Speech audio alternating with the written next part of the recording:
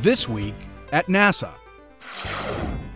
The addition of the Columbus Laboratory to the International Space Station was marked during a gathering at the Washington residence of the German ambassador to the U.S. Columbus is Europe's most important contribution to the ISS. It will increase the station's living quarters and science research capabilities. European Space Agency astronaut Hans Schlegel of Germany is a member of the STS-122 crew, tasked with delivering Columbus to the space station. Expedition 16 flight engineer and Chicago native Dan Tawney was joined by Commander Peggy Whitson in a series of interviews with his hometown media. Can you actually pick out landmarks in the Chicagoland area? Any particular point, any city, for instance, that we're going over, you only have about 30 seconds or 45 seconds or so to watch it fly over. We're going 17,000 miles an hour. Tawney will return home with the STS-122 crew aboard Space Shuttle Atlantis. Whitson is scheduled to stay on station through mid-April. Expedition 14 commander Michael Lopez Alegria and Expedition 15 flight engineer Sonny Williams visited the Marshall Space Flight Center to thank employees for their continued support of the International Space Station and Space Shuttle programs. They presented mission highlights to a packed auditorium. Students from the U.S. Space and Rocket Center in Huntsville also asked questions of the astronauts. What was the scariest experience from your mission? Both Lopez Alegria and Williams set U.S. records for a single long-duration mission. Lopez Alegria set the men's mark with more than 215 days in space, and Williams set one for women by completing 195 days on orbit.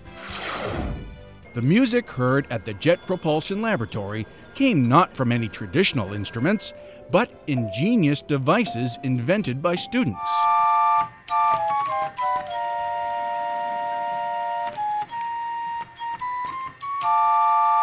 This year's Invention Challenge tasked teams from 15 Southern California middle and high schools to build machines that could play part of a song in a designated scale with proper tone, tempo, and meter.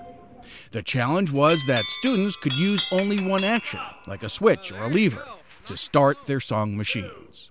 JPL scientists and engineers assisted each team with their project.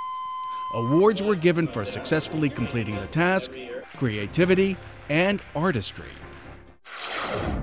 Hundreds of family, friends, and associates paid tribute to NASA research pilot Ed Lewis. Lewis and another pilot died last month when their Civil Air Patrol plane crashed southwest of Las Vegas.